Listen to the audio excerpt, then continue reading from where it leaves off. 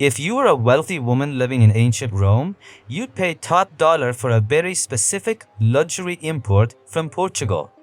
It wasn't wine, it wasn't olive oil, it was urine. Specifically, stale urine.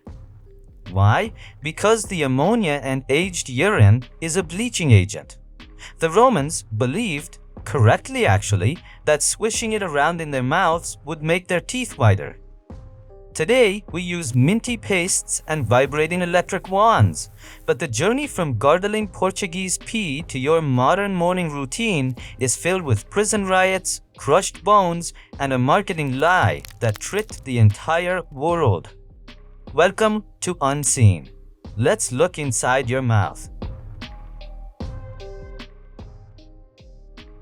For most of human history, if you wanted clean teeth, you didn't brush them. You beat them with a stick. Around 3500 BC, the Babylonians and Egyptians were using chew sticks.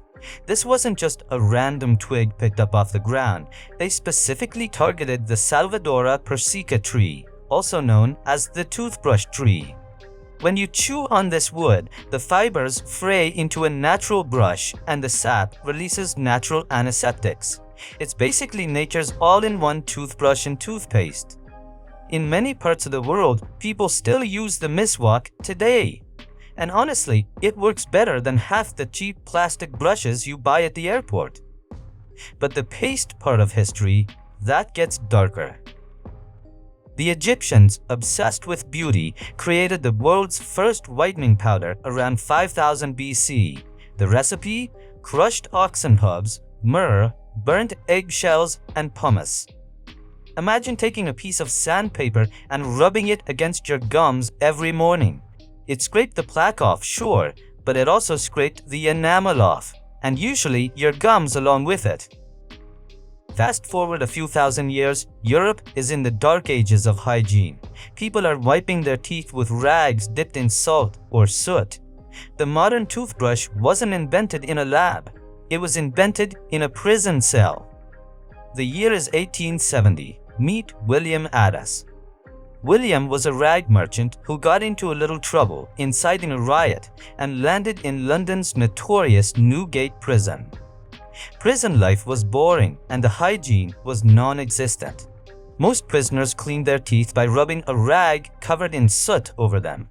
Addis, having plenty of time to think, decided this was disgusting. One night after dinner, he saved a small animal bone from his meal. He bribed a guard to get him some stiff bristles, likely from a boar.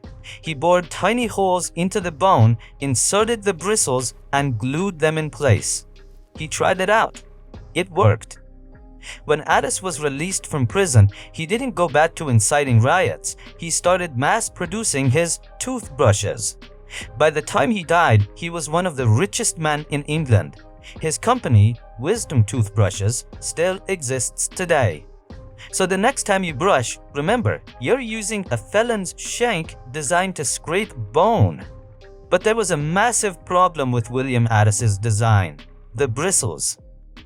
For over 100 years, the only way to make a toothbrush was using the coarse neck hairs of pigs from cold climates like Siberia or China. Why cold climates? Because the pigs grew thicker, stiffer coats. Here is the issue. Animal hair is hollow. It holds moisture. It doesn't take a genius to realize that keeping a damp, hollow tube full of bacteria in your bathroom is a bad idea. These brushes didn't just clean teeth, they were petri dishes. They stayed wet, they rotted, and the bristles often fell out, right down your throat. We needed a miracle, and we got one from the chemical giant DuPont. In the 1930s, a brilliant chemist named Wallace Carruthers was playing around with polymers. He invented a super strong, flexible plastic fiber. They called it nylon.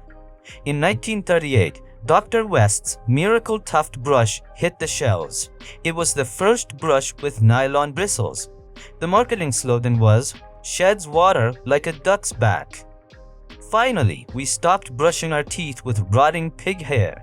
But there was still one piece of the puzzle missing: the stuff we put on the brush.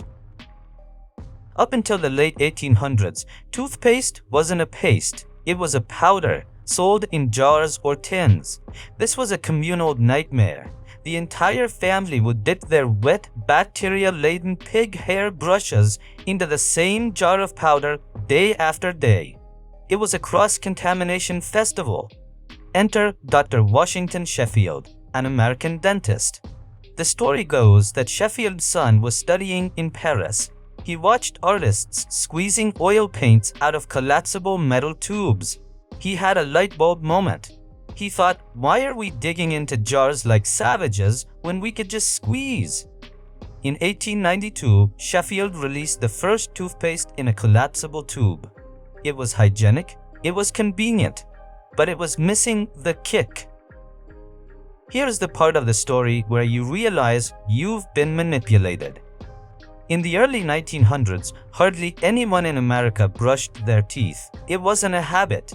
The US Army actually called poor dental hygiene a national security risk because they had to reject so many recruits with rotting teeth for World War I. Then came Claude Hopkins. Hopkins was an advertising genius. He was hired to sell a failing product called Pepsodent. Hopkins knew he couldn't just sell toothpaste, he had to create a habit. He found the trigger, the film. He ran ads telling people to run their tongue over their teeth. Feel that film? He asked. That's what makes your teeth decay.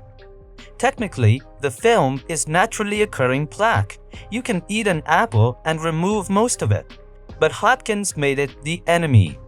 But here's the real genius. He added ingredients, menthol and citric acid, that served zero medical purpose. They were irritants. They caused a cool, tingling sensation on the gums. That tingle is the minty, fresh feeling you crave.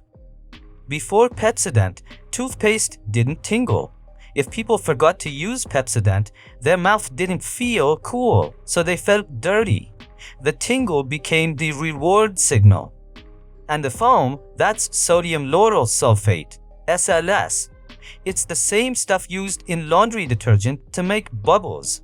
It doesn't actually help clean your teeth much better than water, but the foam makes you feel like it's working. Within a decade of Hopkins' campaign, toothbrushing went from a rare quirk to a daily American ritual. He didn't sell hygiene, he sold a sensation. Of course, not all innovations were winners. We have to mention the least interesting but necessary warning. Do not try this at home. In the 1940s, during the height of the radium craze, a German company released Doramad. The selling point, it was radioactive. The packaging proudly claimed that the radiation would kill the bacteria in your mouth and massage your gums with energy. Shockingly, putting radioactive material in your mouth did not result in super-strength teeth. It resulted in tissue damage. Thankfully, that trend died out quickly, along with some of the customers. From crushed Roman bones and Portuguese urine, to the prison-made shanks of William Addis, and finally to the minty, foaming lye we use today. The toothbrush is a perfect example of how we assume the objects around us have always been this way, but they haven't. They're a result of accidents, imprisonment, and clever marketing. So tonight, when you squeeze that tube and feel that minty tingle, ask yourself, are you brushing because you need to? Or are you just addicted to the tingle Claude Hopkins invented 100 years ago? If you could brush your teeth with any flavor except mint, what would it be? Bacon? Coffee? Let me know in the comments. I'll judge the weirdest ones. I'll see you in the next one.